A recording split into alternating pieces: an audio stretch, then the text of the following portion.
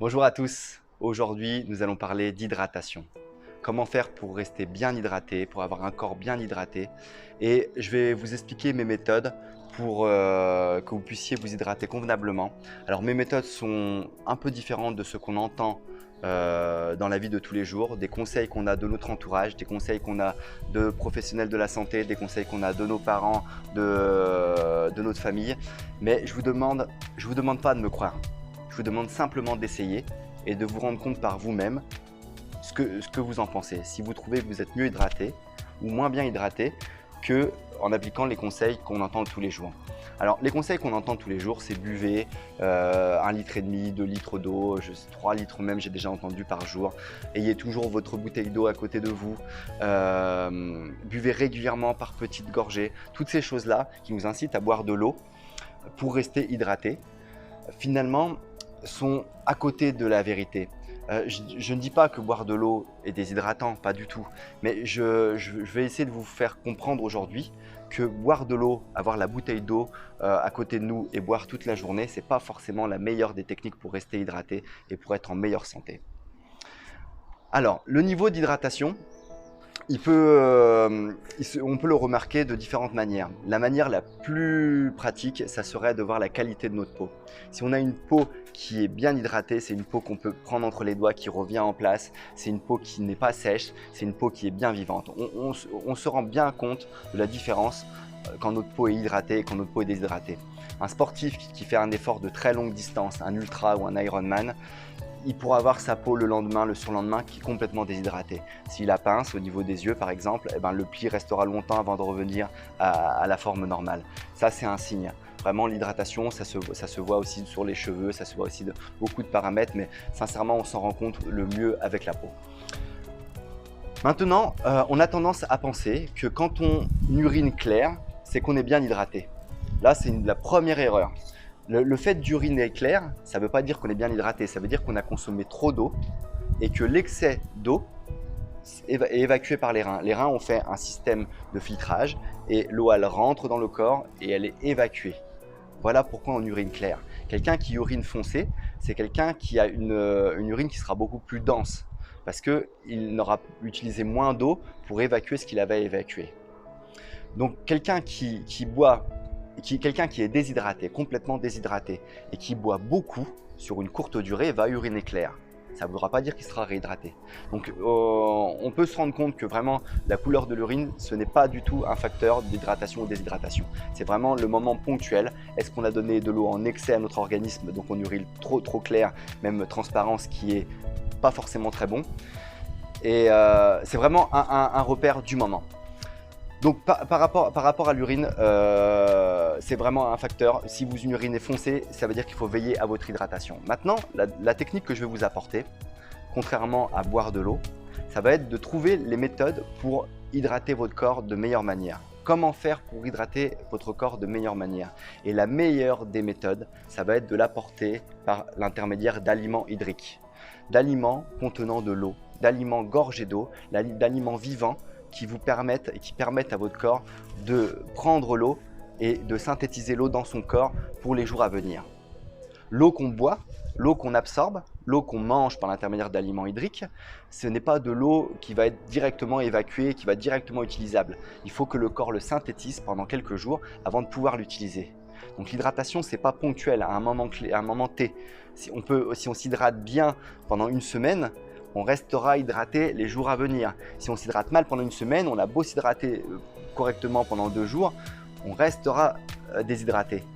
Je vois beaucoup de sportifs avant la course, ils se disent ouais, il va faire chaud, il va falloir bien s'hydrater, ils ont la bouteille d'eau à côté d'eux toute la journée, ils sollicitent les reins à gogo, ils urinent toute la journée et ils ont l'impression de purger alors que ce n'est pas du tout ça, c'est une sursollicitation des reins qui ne sert à rien du tout parce qu'on apporte trop d'eau au moment précis, donc le corps ne va pas le fixer et en plus on apporte de l'eau qui n'est pas issue d'aliments, donc qui n'est pas riche en minéraux, donc qui n'est pas facilement assimilable par l'organisme. Donc si on apporte de l'eau par l'intermédiaire d'aliments hydriques, comme je vous l'expliquais, riches en minéraux, le corps aura plus facilement de possibilités de s'hydrater. Je ne vais pas faire un cours de chimie ni de physique, mais c'est une histoire de transfert entre l'eau qu'on apporte et les minéraux qu'on a à l'intérieur de nous. Plus on est minéralisé, plus on peut avoir une solution hydrique qui est moins minéralisée.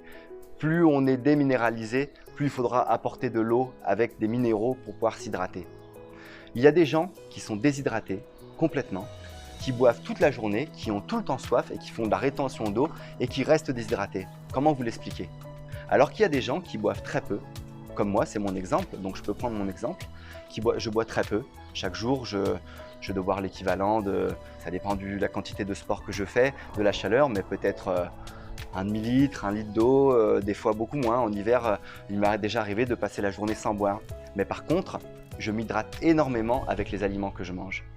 Si on prend l'exemple d'un concombre, la quantité d'eau qu'on a dans un concombre, on imagine le jus d'un concombre, la quantité d'eau du concombre, ça sera à peu près l'équivalent de 25 centilitres, l'équivalent d'un verre.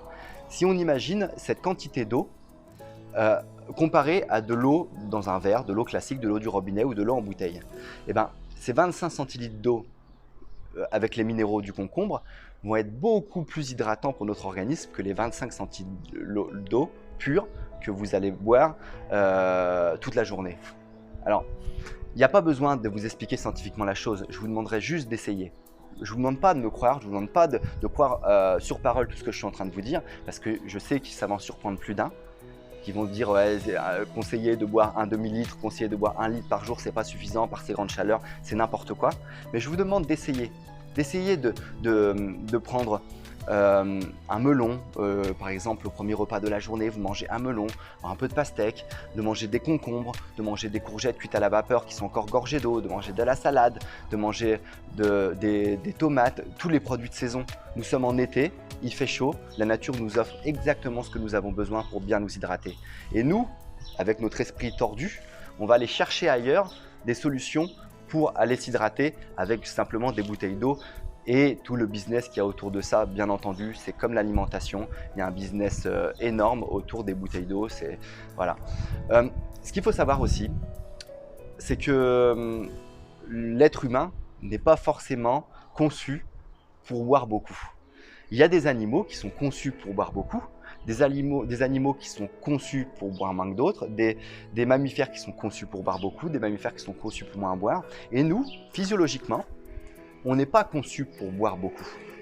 On est conçu, on a été éduqué, on nous a formés, on nous a appris à boire beaucoup.